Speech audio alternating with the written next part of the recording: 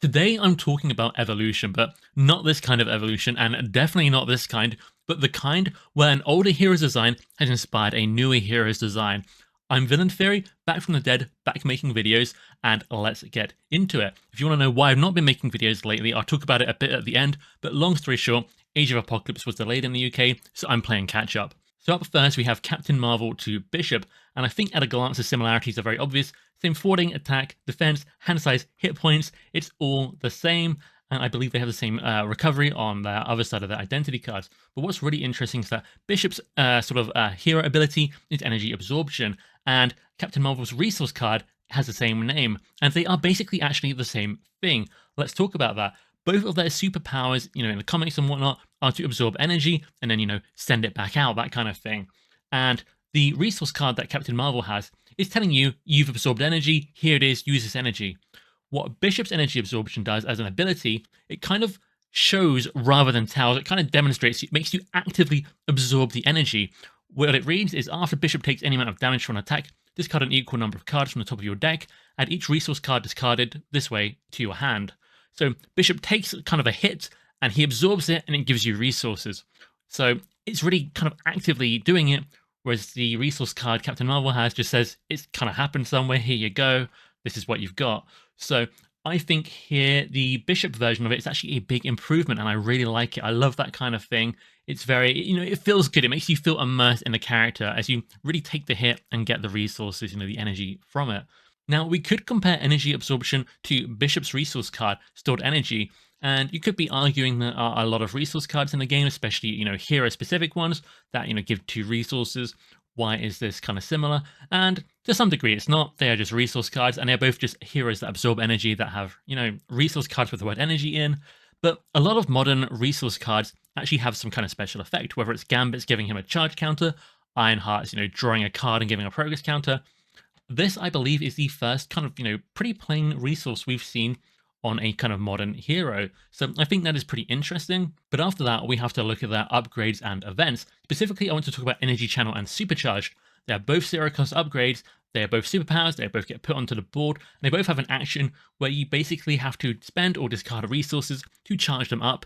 Every point of charge equals 2 damage. Now, Energy Channel has the advantage of being able to charge up to 10 damage, whereas Supercharged is limited at 8, but nonetheless they are both very, very good. Energy Channel has to have energy resources, whereas Supercharged has to have specifically a resource card, and Supercharged also has the advantage where there are 2 copies of it, and you can have both out in play at once. Overall, I'd say they're both pretty evenly matched, and both clearly inspired by, well, Supercharged, the new one, is inspired by the old one. They're the only cards like this we have in the game, and it does make sense. They're a kind of a resource sink. You have all these extra resources. What do you do with them? Well, you put them into here, and then you get some massive burst damage. Very good. Then we have their events, and really for Captain Marvel, it's kind of limited to this one, I would say.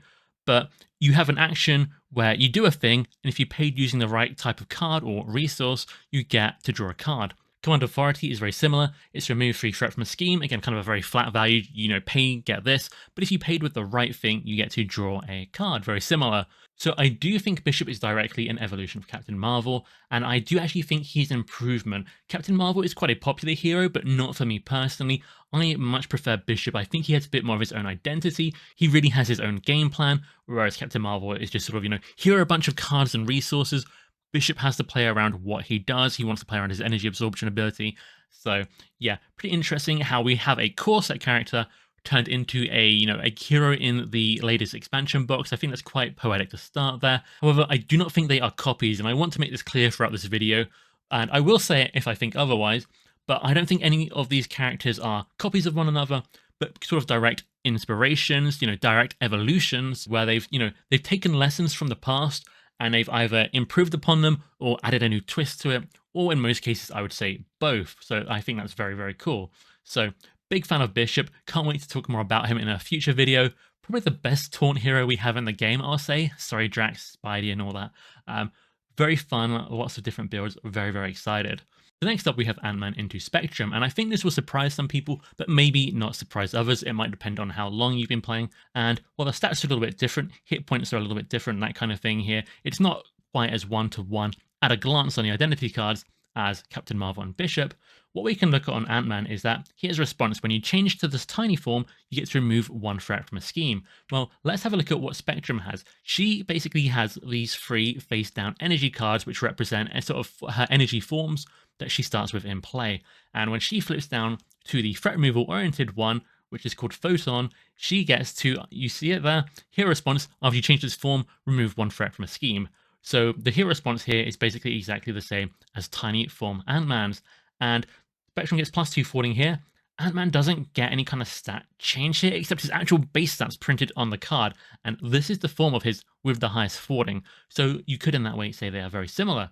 Then we can look at Giant Ant-Man with this response, deal a damage, and then Spectrum's Gamma form, +2 attack, and after you change this form, deal 1 damage. Well, Giant Ant-Man actually has +2 attack from Tiny Ant-Man, so in some ways, this is even more similar than the small form and the forwarding sort of energy form we looked at previously. But then we've got the third form, and you guys probably see this coming at this point. Response, healer damage, response, healer damage. Otherwise, these are different. Obviously Scott Lang is the alter ego. Polestar is more of a defensive form for, when you're in hero form. Nonetheless, it is pretty interesting how they have these sort of one-to-one kind of evolutions here with these energy forms mimicking Ant-Man's actual, hero and alter ego forms. Then we also have resize the speed of light, and this is basically just the same card. I'm not even gonna read it out. Well, you change form and you draw a card. So, do I think Spectrum is an improvement on Ant-Man? And this is a bit more of a grey area. I think I do personally prefer Ant-Man, but Spectrum does feel very different. Apart from the form-changing cards, things like Surprise Attack, Lay Down the Law, you're not really going to see much similar deck building. I mean, I guess they both have the Avenger trait as well, but they feel like very distinct heroes, very different. Spectrum cannot change form at will, while Ant-Man can. She has to rely on her events to change form, which is a significant difference. And I think all their other events and cards, resource generators, resource cards like Ant-Man has, nothing else is similar whatsoever. So very distinct. I do think I still prefer Ant-Man, but I actually like Spectrum a lot as well. And I think it's really interesting how they made a hero with limited form changing. They have yet to really revisit that, but I do think it has a place in the game. And I know she's not that popular, but again, I like Spectrum. So that's how we can sort of see Ant-Man influence Spectrum. But what if we said Spectrum influenced Storm? And you might be thinking, Storm doesn't even have forms of any kind other than, the regular hero and alter ego that every hero does. And you can see again, the stats are kind of similar at a baseline here.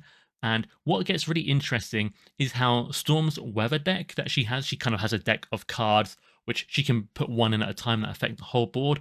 How those kind of weather effects mimic Spectrum's, different energy forms. And I guess you could say by extension, Ant-Man's forms as well, but I think it's even closer to Spectrum's.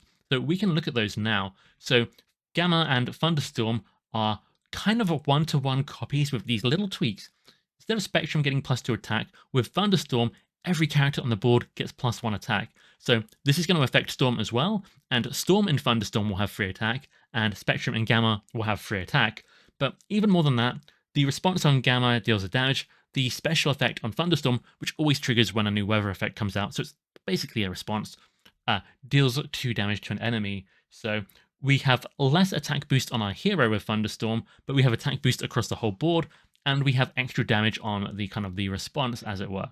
And we can see basically the exact same thing with Photon and Hurricane, except for the global stat boost. We don't actually get that with Hurricane. Instead, we get a global keyword. Retaliate goes onto everything. So that is different, but nonetheless, you can swap into that form. And it is kind of the forwarding form, or I should say weather, and it will then, as a response, you'll get to remove some threats. But this is where things get interesting, and this is where I start to think Storm and Spectrum resemble each other a lot more than Ant-Man and Spectrum. So we can look at their events, and we have Gamma Blast and Lightning Bolt, and they are both attacks, both superpowers, and Gamma Blast is effectively 7 damage, and by changing to Gamma form, pinging 1 extra damage, so it's 7 and 1. Lightning Bolt is 8 damage, and if you're in Thunderstorm, resolve its special, which effectively means it's 8 and 2. So a little bit better damage on Lightning Bolt, but you have to already basically be in the right, quote-unquote form, the right weather, whereas Gamma Blast will change you into the right kind of form. And if you're not in the right form, it gets this extra effect with Overkill. So they are different, but at the same time, you're getting this huge damage bonus, and then because of the sort of form/weather, you're getting a tiny kind of smaller ping of damage you can put out as well. And what I think is particularly interesting is you can look at the art, and they both kind of have their arms out, they have glowing eyes, energy around them. Then we can look at their forwarding cards. We see they're both zoomed out images, although they are quite different there. I do think it's interesting that, again, they both have the fort and superpower trait, and they basically both have a bigger amount of forwarding and then a smaller amount of forwarding, which feels very similar to me. And if that wasn't evidence enough that there is quite a lot of direct evolution here, we can look at their other cards. We've got a resource generator here, energy duplication, and then another resource generator, Storm's Crown. Now, Storm's Crown gives her a bonus to forwarding, whereas energy duplication doesn't care. But what they both do is look at either what energy form or what weather you're in, and you generate a resource equal to the one printed on that card. Then we have Speed of Light and Weather Goddess, and just like Resize evolved into Speed of Light evolves into Weather Goddess. You just have a 0-cost card, superpower traded, that lets you change your, it's not form here, it's the weather support card, but basically change your form and then get the kind of effect from changing form. I do think Speed of Light and Resize are better than Weather Goddess because you're getting the kind of effect of changing form, such as, pinging a damage or a threat removal, and then you're getting to draw a card. Whereas with Weather Goddess, you're just getting to resolve the special. Nonetheless, the specials are really good.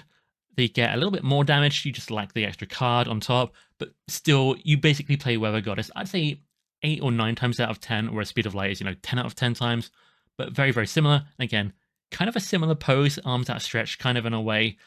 I don't know if the art team gives similar notes or this was just a coincidence, but it definitely helps make Spectrum and Storm feel more like, one evolved into the other. So overall, I think Spectrum and Storm are, again, very different, but very clearly Spectrum evolved into Storm.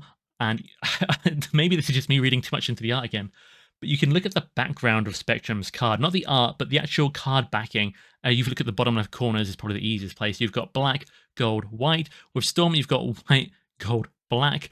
I don't know, there's just something about these that are spookily similar, but I do really like both of them. And Storm, I do prefer. If you've watched my favorite heroes video, she scores very high. I do think she is an improvement on the original. I think just those weather support, her quote-unquote forms, just affecting the whole kind of board globally, all her allies, other players, even the villain. It's so interesting to think about and sort of, move around that. And again, a bit like Ant-Man, she can change her, quote-unquote form at will, at least once per round, whereas Spectrum has to rely on her events. And I do think it's just a little bit less restrictive and more fun to have at least some baseline power over changing your form. But we do have another hero who changes form from the times of Ant-Man, who has gone on to inspire other characters as well with their own kind of evolutionary chain, and that is going to be Wasp. Now, I don't think people think of Vision as kind of an evolution of Wasp very much. You guys might be a bit surprised by that. Yes, they have, the different forms again, but how are they similar? Well, this isn't maybe as strong of a connection as we've just looked at with Ant-Man to Spectrum to Storm, but nonetheless, Wasp and Vision do have a few shared bits in their DNA, shall we say. So if we look at Wasp Sting, it is the first event we ever got in the game which has an action that does something in one form and an action which does something slightly different in a different form. And that is just what Vision's Solar Beam does. And that is probably his, flashiest card, maybe, definitely, the one that stands out. He's got 3 copies of it. It's his big effect card. And this has its origins with this Wasp Sting here. Now, Ant-Man does have his sort of gauntlets. He has his signature ally, which do different things based on his form as well. But Wasp Sting was the first event, so I think this counts as an evolution. And why I think Wasp evolved into Vision more specifically is when we look at these cards. Now, Vivian is a very famous signature ally, one of the best in the game, but she's basically just a cheaper version of Wasp's signature ally, Ant-Man. And we can then look at Red Room Training and Vision's Cape, and we can see the first line on both of them is basically the same. If you're in X form, gain, Y retaliate. And the second effect is different, although it is both just kind of giving a different keyword. So very, very similar in that regard. And you could make arguments that Wasp has a damage form and then a form where she takes, less damage, has more defense, and has bigger forwarding, when Vision kind of has that, but it's not exactly the same. So do I think they're copies? Not at all. Now, who do I think is better here? Well, I don't really think Vision's too much of a kind of evolution of Wasp to really make that comment. There's a few borrowed pieces and definitely maybe some inspiration. I do think I have a slight preference for Vision, which might surprise people, but I've been enjoying him a lot more lately. I think side schemes have really helped him. He has a lot of interesting threat removal, but in terms of design, I think they both have interesting points. I'd actually say Wasp's signature card specifically had Giant and Alter Ego form, and we will look at the Giant form soon. I think that's really interesting. Whereas Visions is a bit more static, but they're both doing different things in different ways, and I'm happy they both exist. Now, who does Vision evolve into? Well, there are no prizes for guessing. We have Shadowcat. So Vision into Shadowcat is a pretty interesting discussion because a lot of people have complained that, Vision's kind of irrelevant because Shadowcat kind of is just, a better version or something like that. And I strongly disagree. Although, yes, there is an evolution here. Shadowcat definitely takes a lot from Vision, but they play very differently. They build very different decks, except, again, maybe some of the form changing cards. Maybe, definitely lay down the law if you're in Justice. But let's talk about this. So Vision's only way of changing form is his action on his hero card, and it just lets you change your mass form upgrade. Shadowcat mainly changes her sort of mass form, because she has a mass form as well, by playing attack or defense cards. However, I put her alter ego here on the screen because it has the same action which lets you change your mass form there. But again, I don't think she really likes to go alter ego, so I do think this is kind of a backup. The main way she will change forms is by playing attack and defense cards, but they both have something called a mass form. So we can look at Intangible here for Vision and Phase for Shadowcat. They both kind of, get to go through things. They kind of, I don't know, partially incorporeal. I don't know how to describe it, but they kind of phase out and they go through stuff. Now, it's really interesting how they've sort of differentiated this. Vision has kind of this blanket. He takes 2 less damage from attacks, so he can kind of stack up minions quite famously, and they all just, all their attacks will pass through him. Whereas Shadowcat has to defend, but if she does defend while she's phased, she is basically invincible. She takes no damage whatsoever. So Vision kind of has this more kind of passive kind of approach, whereas Shadowcat is more kind of action-oriented. You have to do something to make it happen. And as you can read here, force response, after you attack or defend in phased mass form, flip this card. So you'll play maybe a defense card or you'll exhaust to defend, and then you'll change from phase to solid side. And if you play an attack on that side, it will change. So you're constantly changing these forms, kind of manipulating them to be where you want. Normally you want to end the turn in phase so you can defend and take no damage and so on. Whereas Vision is only really changing form once per turn, or if you include, his hero to alter ego as well, maybe twice. I do think this makes Vision's form changing feel a bit more static. There's quite a formulaic flow to it. So I do think I prefer Shadowcat at this point. And we can also look at how phased and intangible affect their threat removal. So Shadowcat has printed on her, if she's in phased mass form, you get to ignore Patrol and Crisis, whereas Vision has an event just passing through, which does the same. When you play it and you have to be in tangible form for that, so they both have to be in their, phase through stuff forms, you get to ignore the Patrol and Crisis keyword as well. So similarities, but they're quite different. And what I really like about Shadowcat here is that she gets to ignore those keywords and, Crisis icon. It's not just an event which bypasses it, she does, which means any event she does or basic forwarding she does will get that benefit. So her ability here interacts with all her cards, all the aspect cards which, are forwarding. You can use all of those to start bypassing things that you normally couldn't. Whereas Vision, it's just this event. So I think Shadowcat has a lot more kind of freedom in interaction within that kind of mechanism. So really, really like that for Shadowcat. Then we have Phase Disruption versus Phased Strike. And this is the last big similarity in my opinion. And these are both events which, if they're in the kind of phase through stuff forms, they get to just remove an attachment from the villain, which is very, very strong. Now, I would say Phase Disruption is better if you're in the correct form. It can only be played in the correct form, and it confuses the enemy. And as you all know, status cards are very powerful, unless the enemy is steady or stalwart. So, there are cases where Phase Strike is better, but Phase Strike is also better if you want to play it just for the damage if you're in the wrong form.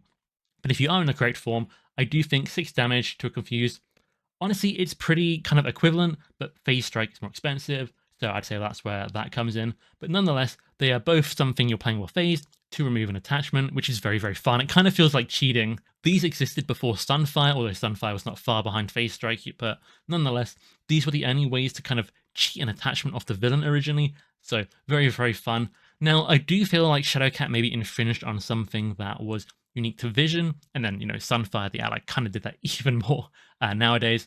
But I don't think it's too bad of a thing, because I don't particularly enjoy removing attachments in this game. So having a way around that I can directly use one of my cards to do instead of just paying to get rid of stuff, which most of them is how you get rid of most attachments, I do actually really like these cards. Now, lastly, this is not actually Vision to Shadowcat, but this is actually Ant-Man to Shadowcat. And this is where we start to see, with these later heroes, aspects from multiple older heroes kind of converge. So Wasp here is the signature ally of Ant-Man, and this gets pretty confusing when we're also talking about Wasp going to Vision, going to Shadowcat.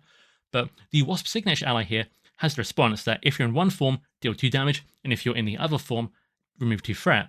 This is exactly what Shadowcat's Lockheed does. They are kind of one-to-one copies, but just like how the Ant-Man signature ally that Wasp has is just a more expensive Vivian, well, what you can see, Lockheed is just a cheaper Wasp. So they both follow the formula of change the cost, change the stats, have the same kind of response effect, which is pretty interesting. And we see in both cases the trend is to make them cheaper, which is obviously more powerful because it's more flexible, and their responses are not weakened at all either. So in conclusion with these characters here, I think it's really interesting that you could say you maybe took, half or a quarter of Wasp and put it into Vision, but then a lot of the new stuff that Vision had that wasn't with Wasp then got put into Shadowcat. And it's hard to say quite how I feel about this. I do feel like Shadowcat took a lot that was unique to Vision, so it wasn't unique to him anymore, but it's still somewhat unique to both of them, which is pretty interesting. They both play in different ways. Vision has, all the Android cards he can work with, Avenger stuff, and just play slightly different in general, whereas Shadowcat really likes those defensive cards, really likes all the X-Men stuff. So a lot of difference there, and I think they both, deserve their place. Overall, I do prefer Shadowcat to Vision, so I think we can see a trend where the new characters typically are better than the old, but nonetheless, I do like Vision, and I do, again, think they play differently. Both very valid heroes that I like to play for different reasons at different times. Next up, we have Ant-Man to Angel, and this is really interesting because we've already had Ant-Man to Spectrum to Storm, but then they've gone back to Ant-Man, and they've kind of started again now with a new version of him, and that is Angel. And we can look at the stats here, and just like Captain Marvel to Bishop, we've got the exact same stats. 2-4, 2-4, 1 attack, 2 defense, same hand size, same hit points. It's pretty clear to me that this was a direct inspiration, that they really started with the same foundation and didn't really see a reason to change it. And that's fine, honestly. And you can say, oh, the responses are different, but we can look at Ant-Man's helmet and see that when he has this upgrade in play, when he changes to the smaller form, he gets to draw a card, which is what Angel's smaller form does, although it's different. Angel has to play an event to trigger it. That is the difference between the characters primarily. Angel wants aerial events to be played, whereas Ant-Man doesn't really need events to trigger his stuff when he changes form. But nonetheless, there is a similarity there. And we can even look at Angel's Metamorphosis card, which I haven't prepared, but when he changes to his sort of smaller footing form with Metamorphosis, Angel then gets to remove threat, a little bit like how Ant-Man, if he just changed to smaller form normally, would get to remove threat. Then we have Ant-Man's bigger form and Archangel, the bigger form of Angel.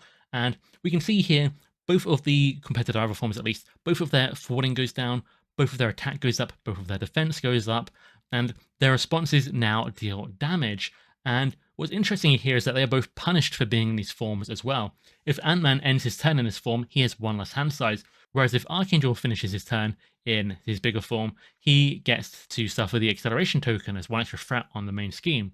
So pretty interesting in how they decided that both of the bigger forms needed some kind of detriment to, balance them or, challenge the player a little bit in that regard. Next up, we have their alter ego sides. Both of them heal 1 damage. Now, the action is better because you can flip down as Warren Worthington, use the action to heal, then at the start of next turn, use the action to heal, and go to hero form.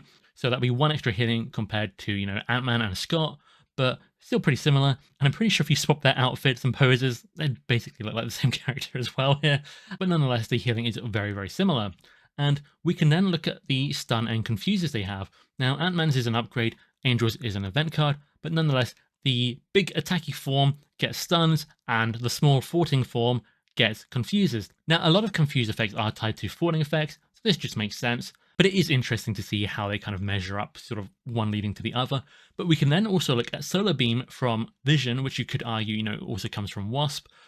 Now, in one form, you get damage, one form you get threat removal. We also see this again with Adaptive Plumage on Angel. So we start to see all these different characters and kind of, different things from the form changes coalesce into one new evolution. They kind of merge, which I think is really interesting. Now, do I think Angel is improvement over Ant-Man? And here's kind of the problem. I think Ant-Man is such a good hero. He's one of my favorites, top 15 at least. I like a lot of these heroes a lot, so very difficult to kind of decide. But I like Angel a lot. I think he's really fun. But unfortunately, what I think the difference is here is that Angel's kind of responses in his different forms want you to play an aerial event. That kind of makes your turns quite samey. You're kind of going into every turn thinking, I want to try and play at least 1, probably 2 aerial events. Whereas with Ant-Man, you have a lot more freedom in what you play and how you pace it. So Ant-Man doesn't have to build in, lots of aerial events. He doesn't have to focus on playing them turn to turn. It just gives him a lot more freedom in how you sort of build and play him, which I prefer. So really, Ant-Man is just a very good hero. I think he's very well designed. And that does it for Ant-Man evolving into other heroes for our little video here. But what if I told you Ant-Man turned to the dark side and turned into a villain? Well, we have Ant-Man into Apocalypse, and I really like this new villain. I can't wait to talk more about him as well. But just in terms of the evolution here, Ant-Man has bigger forwarding, lower attack, so does Apocalypse in his threat removal form, or his threat applying form, I should say, in this regard. We can then, of course, look to the damaging forms they have, and Ant-Man gets deal damage when he changes to that form, and so does Apocalypse. Then we can look at their final forms, and I should note it is interesting that Ant-Man's big form matches up to one of Apocalypse's smaller forms, whereas the big form from Apocalypse matches up to Ant-Man's alter ego. But here, when they change to this form, they get some kind of healing. Apologies for the image quality here. I really struggled to find a good version of this card that I could enlarge, but nonetheless, very, very similar in how they kind of function and these form changes and what they do. So yeah, I'm really fascinated by how influential Ant-Man has been. Now, the final character we're going to talk about here, or characters I should say, are Domino into Magic. Now, I could say Domino's origins actually lie with Star-Lord. Star-Lord's alter ego ability actually has the exact same wording as Domino's action. And, Star-Lord also has 2 pistols. And I kind of have to imagine the designer of Domino maybe did look back at the other character in the game who has 2 pistols and maybe took that little pinch of inspiration. But Domino is very different to Star-Lord, so I don't really think it's worth talking about more than that. But Domino to Magic, these characters are very similar. And it's interesting because none of their cards are exactly, one-to-one copies per se, but they all kind of build them toward the same kind of game plan and the same kind of flow of play and moving cards around to get certain effects. So Domino counts wilds twice when discarded from the top of her deck. That is her ability on her hero side. And what that tells us is 2 things. She likes to discard cards and she likes wild resources. Now, Magic plays with the top card of her deck face up, and once per phase, you may play one of those cards with a reduced cost of 1. So she doesn't like to discard exactly, but they're still playing with the top card of their deck. Domino's discarding, Magic's like, looking at it and able to play it, but things get more similar as we move on. So Domino has Probability Field, which is her upgrade, which boosts her basic abilities. Magic has 3 upgrades, which boost her individual powers in hero form, but they do kind of have a similarity, because Probability Field makes you discard from the top of your deck as Domino, and depending on the resources, you could get +1 or +2 to that stat, or if it's Jackpot, +3, but generally +1 or +2. And that's really interesting. So depending on what's on top of your deck as Domino, it's going to affect what your stat boost is when you make that basic attack, or basic fort, whatever. With Magic, Soul Sword looks at the top card of your deck, and depending on what resource it is, it will depend if she has the +1 or not. So both of them can have bigger basic attacks, or basic forwarding or whatever, depending on the top card of the deck. And it's interesting to note here, we start to see that Magic also likes wilds, which is kind of Domino's thing. Looking at more of their cards, we can see the events follow the same pattern. A good workout on Domino is an attack event that you discard the top card of your deck as well, and for each resource you get an extra damage. So if it's a wild, count as 2, you get 2 damage. Soul Strike is different, but again, it is looking for those wild resources. If it's a physical or a wild, you'll get a stun. So good workout does more damage with the right resource. Soul Strike gets an extra effect with the right resource. But again, you're both fishing for the right card on top of your deck with both of these heroes. Both of these hero support cards, unsurprisingly, affect how you move cards around to get cards into the right place. Pip the Pug puts a card from your discard pile on top of your deck, while Limbo changes a card from your hand with the top of your deck. It swaps those around instead. And then we can look at Domino herself. Now, the action on Domino that we talked about coming from Star-Lord is actually the action on Limbo as well here. We start to really see another little evolution chain here.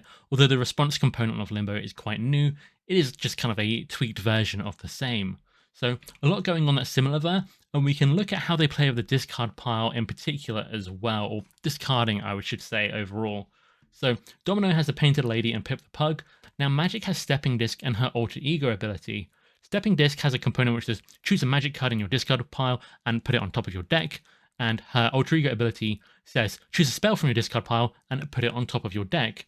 So with Pip, Stepping Disc, and Alter Ego side of Magic, we are getting to take cards from our discard pile and put them on top of our deck.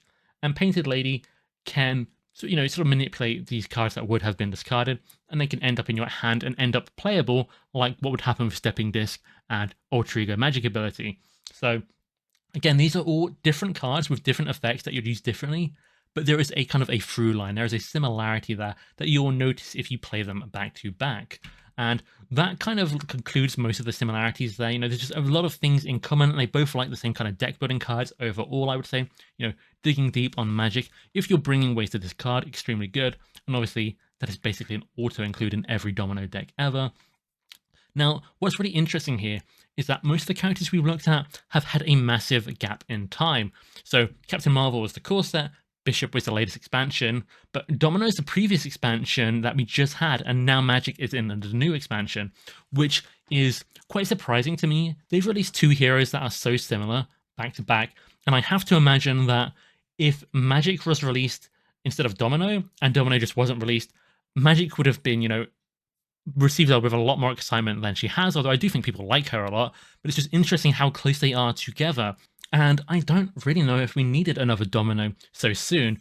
With that said, I do really like Magic, and this might be recency bias, so I'm not going to commit to this 100%, but right now, I do prefer Magic to Domino. I do think she's an improvement. Domino has more moving pieces and more ways to move things, whereas Magic doesn't, but the decisions you make on Magic feel more impactful, if that makes sense. You don't have quite as much fine control as you have with Domino with Magic, and that makes me kind of prefer it, I would say. I feel like the decisions you do make are slightly more difficult, but more rewarding. But like I say, there might be some recency bias here. I'll have to see how it goes in the long run. But both very fun heroes. And that pretty much concludes the video. And I hope this has been an interesting look. I love the sort of design aspect of the game, looking, kind of almost behind the scenes a bit, trying to look for the patterns, look how characters kind of, what makes them tick. Ultimately, I do think evolution of heroes is good for the game. There are so many fun ideas that already exist in the game, but maybe could be improved upon or given this new twist, really given some new life that I want to play, and I'm glad we do get to play them. Like I say, I prefer Shadowcat to Vision, and I think I prefer Vision to Wasp. And I think what's really interesting is how sometimes it takes 2 iterations to really, really improve on the original. And by that I mean, while I do kind of prefer Vision to Wasp, it is pretty close, whereas Shadowcat I feel like is a very clear improvement over Wasp. There is no doubt in my mind I much prefer to play Shadowcat. Again, with Ant-Man and Spectrum, I prefer Ant-Man to Spectrum still, but Storm I think is an improvement over them both. I would rather play Storm than Ant-Man. Now this might just personally be my taste.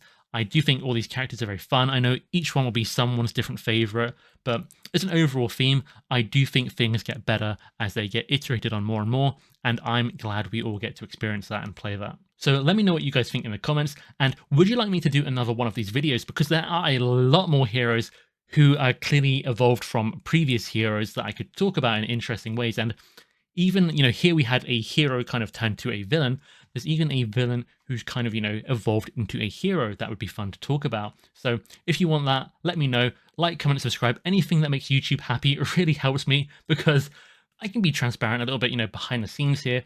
My channel is monetized, but it doesn't make basically anything. And I don't do this to make money because you definitely wouldn't pick Marvel Champions YouTube as a topic if you did. It has a very small audience, in comparison to pretty much anything else. But it does help. It does, I put a lot of time into this. So if you have ever, subscribed or liked the video, thank you so much. And I hope you guys enjoy the rest of your day. If you want to stick around and hear a bit more about why I've been absent, then you can, but otherwise the video is over. So Age of Apocalypse was due, I think, on the 27th of March over here, but I did not receive it for like 2 to 3 weeks later because there are delays in the UK. I think there are also delays in Canada and maybe a couple of other places. So basically, by the time I got Age of Apocalypse, everyone had already put out videos. I've even seen a couple of videos in the style I make, analysis kind of stuff. So I haven't really felt any urgency to release anything. And definitely in the time between where I received Age of Apocalypse and everyone in at least America and a lot of other places had it, it kind of hurt my motivation, I see everybody releasing videos and new content, having fun, all talking about it, and I just can't get involved, despite, one of my major, if not main hobbies being making YouTube videos for this game. I suppose playing the game itself and deck building kind of takes precedence over that for me, but it was pretty disappointing to say the least. So I kind of just sat back from the game and waited to get my hands on it. I did order it, express delivery basically, but it still took its sweet time to arrive.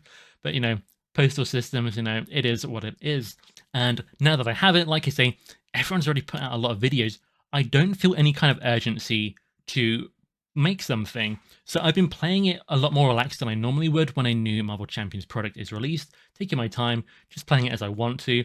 So my analysis videos and things and reviews will come for Age of Apocalypse and the new heroes, but like I say, I'm taking my time with it.